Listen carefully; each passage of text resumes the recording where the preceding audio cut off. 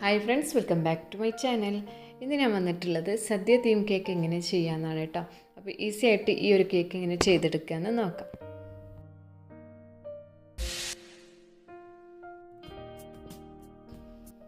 അപ്പോൾ ആദ്യം തന്നെ ഞാനിവിടെ എടുത്തിട്ടുള്ളത് ഡെസിക്കേറ്റഡ് കോക്കനട്ടാണ്.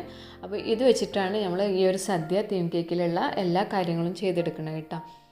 ഫോണ്ടൻറ്റ് യൂസ് ചെയ്യണില്ല, അതുപോലെ തന്നെ ബ്രെഡ് പൊടിയോ അങ്ങനെ ഒന്നും വെച്ചിട്ടല്ല. ഈ ഒരു ഡെസിക്കേറ്റഡ് കോക്കനട്ട് വെച്ചിട്ടാണ് നമ്മൾ ഓരോ ഐറ്റംസും ചെയ്തെടുക്കുന്നത്.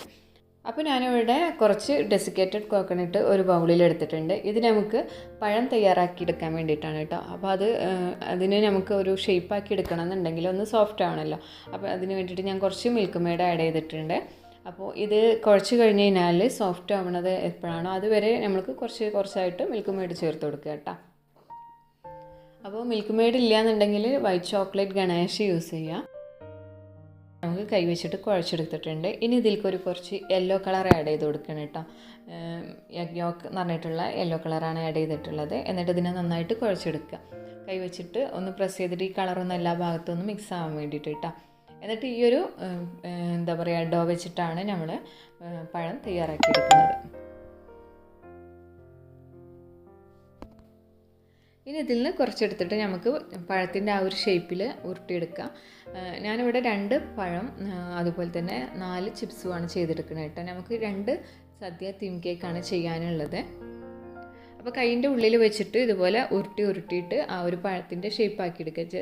2 തലപ്പ് ഭാഗവും നമുക്കൊന്ന് ചെറുതായിട്ടൊന്ന് ഷാർപ്പാക്കി കൊടുക്കുക. എന്നിട്ട് സെൻറ്റർ ഭാഗം ഒന്ന് ഉരുട്ടിയിട്ട് ലെവലാക്കി കൊടുക്കുക കേട്ടോ. അപ്പോൾ ഈ ഒരു പഴത്തിൻ്റെ ആ ഒരു ഷേപ്പിൽ ഇത് ഉരുട്ടിയെടുക്കാൻ കുറച്ചൊരു ബുദ്ധിമുട്ടായിരിക്കും. ഇടയ്ക്കിടയ്ക്ക് ഇങ്ങനെ ക്രാക്കൊക്കെ വന്നുകൊണ്ടിരിക്കും കേട്ടോ. പിന്നെ അതൊന്ന് റെഡി ആയതിൻ്റെ ശേഷം നമ്മൾ ഫ്രിഡ്ജിൽ വെച്ചിട്ട് കൂളാക്കി എടുത്തു കഴിഞ്ഞാൽ നമുക്കത് പെയിൻറ്റ് ചെയ്യാനൊക്കെ കഴിയുള്ളൂ കേട്ടോ. അപ്പോൾ ക്രാക്ക് വന്ന ഭാഗം നമ്മളൊന്ന് പ്രസ് ചെയ്തിട്ട് റെഡിയാക്കി കൊടുത്താൽ മതി. പൊട്ടി വീഴുമ്പോൾ പിന്നെ അതിനെ വീണ്ടും കുറച്ചുകൂടി മിൽക്ക് മെയ്ഡ് ചേർത്തിട്ട് കുഴച്ച് കൊടുക്കുക കേട്ടോ. അപ്പോൾ ഏകദേശം പഴത്തിൻ്റെ ആ ഒരു ഷേപ്പായി വന്നിട്ടുണ്ട്.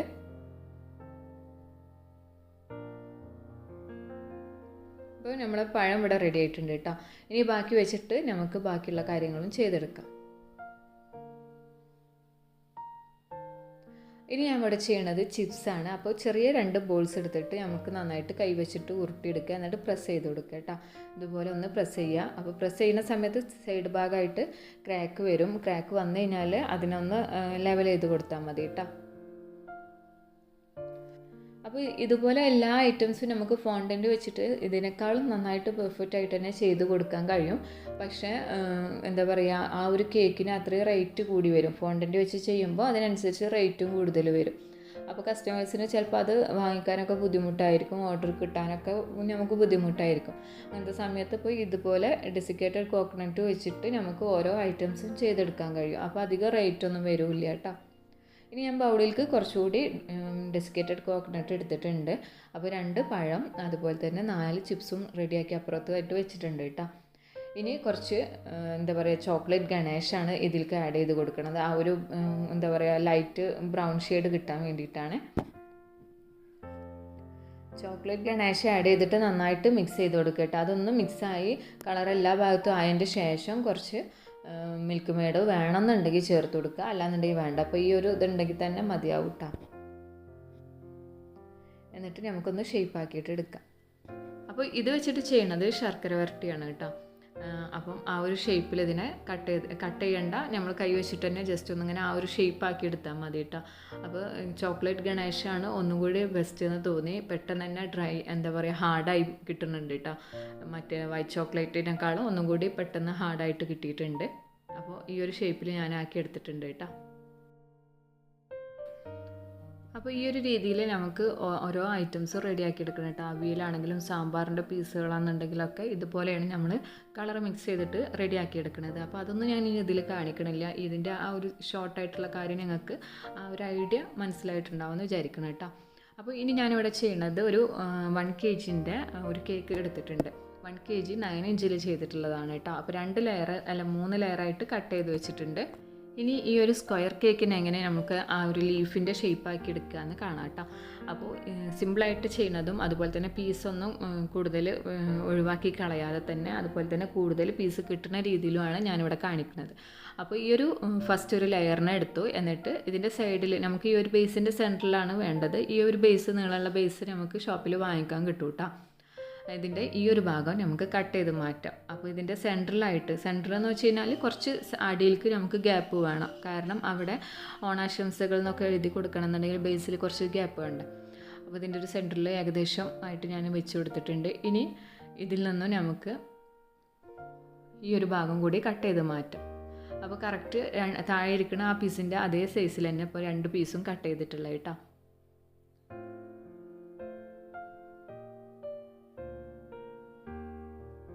ഇനി ടോപ്പിലുണ്ടായിരുന്ന പീസിൻ്റെ ഒരു 1/4 ഭാഗം മാറ്റിയിട്ട് ഒരു 1/4 ഭാഗം ഞാൻ കട്ട് ചെയ്തെടുത്തിട്ടുണ്ട്. അതിനെ താഴെ ഭാഗത്തേക്കായിട്ട് വെച്ച് കൊടുക്കുന്നുണ്ട്. രണ്ടാമത്തെ പീസിന് അതുപോലെ തന്നെ വെച്ച് കൊടുത്തു. അപ്പോൾ നമുക്കിപ്പോൾ സദ്യ തീം കേക്കൊന്നും ഇതുപോലെ ഒരുപാട് 3 ലെയറൊന്നും കൊടുത്ത് ചെയ്യേണ്ട ആവശ്യമില്ലല്ലോ. 2 ലെയർ തന്നെ മതി. അപ്പോൾ കൂടുതൽ പീസ് കിട്ടുകയും ചെയ്യും അങ്ങനെ ചെയ്യുമ്പോൾ. എന്നിട്ട് ഇതിനെ ഈ ഒരു കോർണറായിട്ട് കട്ട് ചെയ്തെടുത്തിട്ടുണ്ട്. ജസ്റ്റ് ഒന്നിങ്ങനെ ഒരു ലീഫിൻ്റെ ആ ഒരു എഡ്ജില്ലേ ആ ഒരു ഷേപ്പ് വരാൻ വേണ്ടിയിട്ട്. എന്നിട്ട് ആദ്യം കട്ട് ചെയ്ത പീസിനെ ഇവിടെ വെച്ച് കൊടുക്കുന്നുണ്ട് കേട്ടോ. എന്നിട്ട് ലീഫിൻ്റെ ആ ഒരു ഷേപ്പ് കിട്ടണമെങ്കിൽ ഈ ഒരു ഭാഗം ചെറുതായിട്ടൊന്ന് കട്ട് ചെയ്ത് മാറ്റണം കേട്ടോ. ഇനി വേണമെന്നുണ്ടെങ്കിൽ നമുക്ക് ഈ ഒരു കോർണറിൽ ഒരു ചെറിയ പീസ് കൂടി വെച്ച് കൊടുക്കാം. വെച്ച് കൊടുക്കാതെ തന്നെ കറക്റ്റ് നമുക്ക് ആ ലീഫിൻ്റെ ഷേപ്പ് കിട്ടും. ഇപ്പോൾ ടോട്ടൽ 3 ജോയിൻറ്റുകളാണ് നമുക്ക് ഈ ഒരു കേക്കിലായിട്ട് വന്നിട്ടുള്ളത് കേട്ടോ.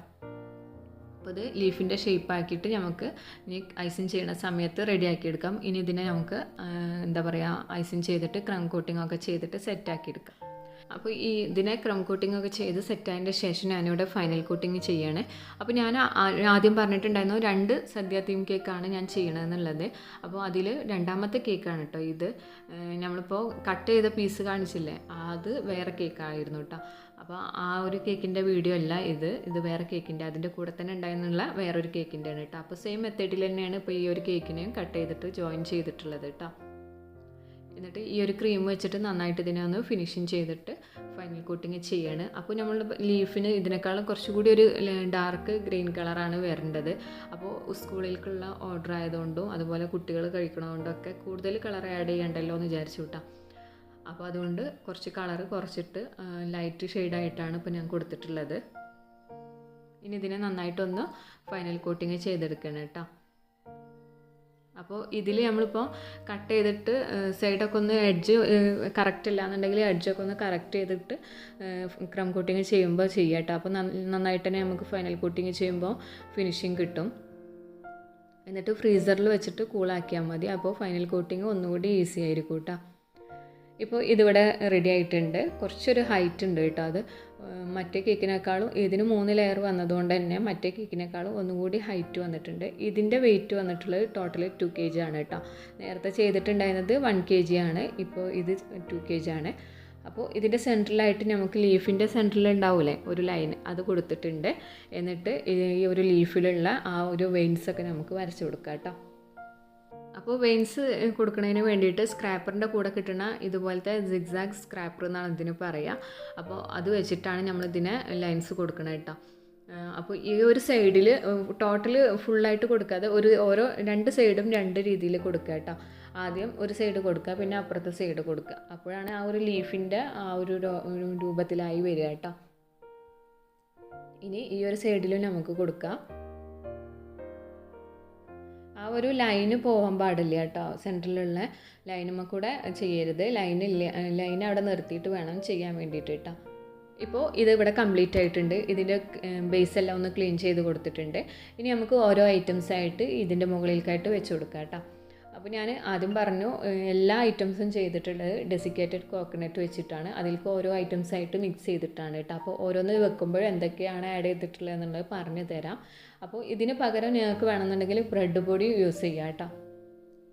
അപ്പോൾ ചോറായിട്ട് ഞാൻ ഇവിടെ കൊടുത്തിട്ടുള്ളത് ഈ ഫുള്ള് ഡെസിക്കേറ്റഡ് കോക്കനട്ടിനെ ഒന്നും മിക്സ് ചെയ്തിട്ടില്ല കേട്ടോ. അതുപോലെ അങ്ങനെ വെച്ച് കൊടുത്തിട്ടുള്ളതാണ്. അപ്പോൾ കുറച്ച് ചേർത്ത് കൊടുക്കുക. എന്നിട്ട് ജസ്റ്റ് ഒന്നിങ്ങനെ ലെവൽ ചെയ്ത് കൊടുക്കുക.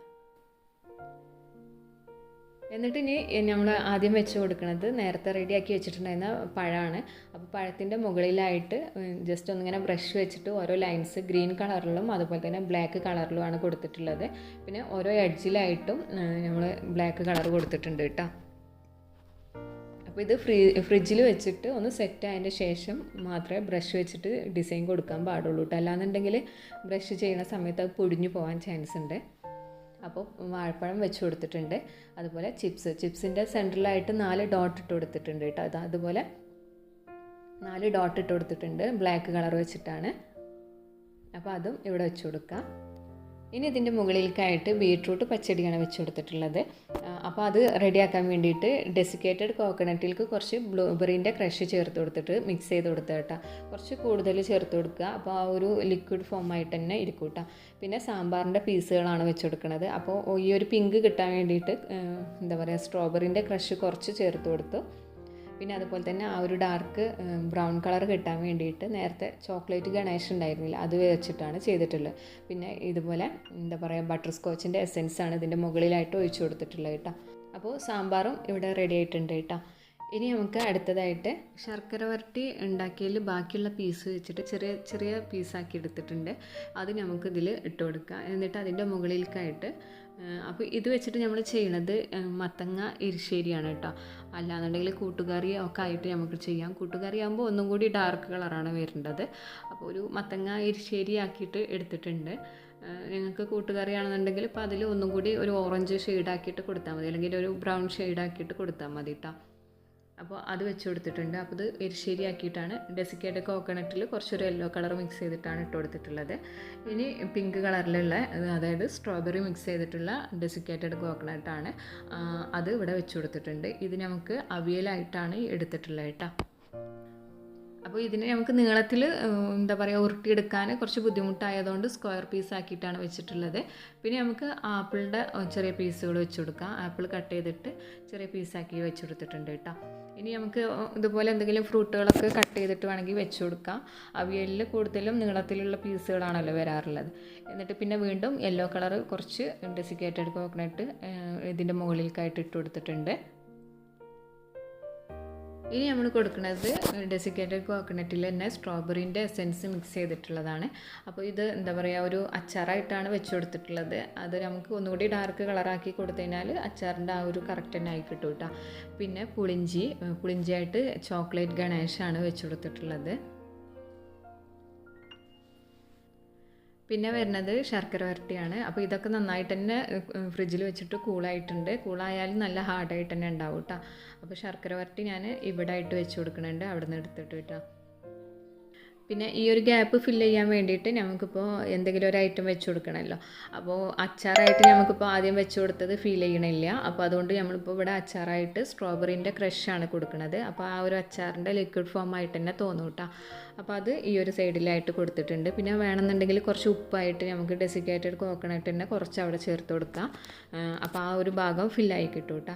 പിന്നെ പപ്പടം ഉണ്ട്. പപ്പടം നമ്മൾ ലാസ്റ്റ് ഡെലിവറി ചെയ്യുന്നതിൻ്റെ മുന്നായിട്ട് വെച്ച് കൊടുക്കുള്ളൂ. അപ്പോൾ ഇതാണ് ഞാനിവിടെ ചെയ്തിട്ടുണ്ടായിരുന്ന സദ്യ തീം കേക്ക്. അപ്പോൾ 2 എണ്ണം ഉണ്ടായിരുന്നു എന്ന് ആദ്യം പറഞ്ഞു. 2ഉം എൻ്റെ മക്കളെ സ്കൂളിലേക്ക് ഉള്ളതായിരുന്നു കേട്ടോ. അപ്പോൾ ഓണം സെലിബ്രേഷന് വേണ്ടിയിട്ട് ഉണ്ടാക്കിയിട്ടുള്ളായിരുന്നു. അപ്പോൾ ഇതിൽ പപ്പടമായിട്ട് എന്താ വെച്ചതെന്ന് എല്ലാവർക്കും ഉണ്ടാവില്ലേ. പപ്പടമായിട്ട് ഒറിജിനൽ പപ്പടം തന്നെയാണ് വെച്ച് കൊടുത്തിട്ടുള്ളത്. അതൊന്ന് കട്ട് ചെയ്തിട്ട് ചെറിയ അതിനനുസരിച്ചിട്ടുള്ള ഒരു സൈസ് ആക്കിയിട്ടാണ് ഫ്രൈ ചെയ്തിട്ടുള്ളത്. അപ്പോൾ സിമ്പിളായിട്ടും അതുപോലെ തന്നെ ഫോണ്ടൻ്റൊക്കെ യൂസ് ചെയ്യാതെ റേറ്റൊക്കെ കുറഞ്ഞിട്ട് നമുക്ക് ചെയ്ത് കൊടുക്കാൻ പറ്റിയിട്ടുള്ള തീം കേക്കാണ് ഇവിടെ ചെയ്തിട്ടുള്ളത്. അപ്പോൾ തട്ടിക്കൂട്ടിയിട്ടൊക്കെ ഒരു സദ്യ തീം കേക്ക് ചെയ്യാൻ ആഗ്രഹിക്കണവരാണെന്നുണ്ടെങ്കിൽ ഇതുപോലെ ചെയ്ത് നോക്കട്ടെ. സിമ്പിളാണ്, കൂടുതൽ എക്സ്പെൻസീവ് ഒന്നുമില്ല. ഇതിന് പകരം നമുക്ക് വേണമെങ്കിൽ ബ്രെഡ് പൊടി യൂസ് ചെയ്യാം കേട്ടോ. അപ്പോൾ ഇത് ഞാനിപ്പം മോൻ്റെ സ്കൂളിലുള്ള സെലിബ്രേഷൻ്റെ ചെറിയൊരു വീഡിയോ കൂടി ഞാനിതിൻ്റെ കൂടെ ഷെയർ ചെയ്യുന്നുണ്ട്. അപ്പോൾ നിങ്ങൾക്ക് എല്ലാവർക്കും ഈ ഒരു ഡെക്കറേഷനൊക്കെ ഇഷ്ടമായിട്ടുണ്ടാവും എന്ന് വിചാരിക്കുന്നു. അതുപോലെ തന്നെ ഓണത്തിനായിട്ട് ഈ ഒരു കേക്ക് ചെയ്യുന്നവർ ഈ മെത്തേഡിൽ ചെയ്ത് നോക്കുക കേട്ടോ. അപ്പോൾ വീഡിയോ ഇഷ്ടമായാൽ ലൈക്ക് ചെയ്യുക, ഷെയർ ചെയ്യുക. അതുപോലെ ചാനൽ സബ്സ്ക്രൈബ് ചെയ്യാതെ കാണുന്നവരാണെങ്കിൽ ചാനലൊന്ന് സബ്സ്ക്രൈബ് ചെയ്യുക, സപ്പോർട്ട് ചെയ്യുക. അതിൻ്റെ കൂടെ തന്നെ എൻ്റെ ഇൻസ്റ്റഗ്രാം പേജ് ഫോളോ ചെയ്യാത്തവരൊന്ന് ഫോളോ ചെയ്യുക കേട്ടോ. നിങ്ങൾ ചെയ്തിട്ടുള്ള സദ്യ തീം കേക്കൊക്കെ നമുക്കൊന്ന് ഷെയർ ചെയ്ത് തരാം. അപ്പോൾ അടുത്ത വീഡിയോയിൽ പുതിയ വിശേഷങ്ങളും കാര്യങ്ങളൊക്കെ ആയിട്ട് നമുക്ക് കാണാം. താങ്ക്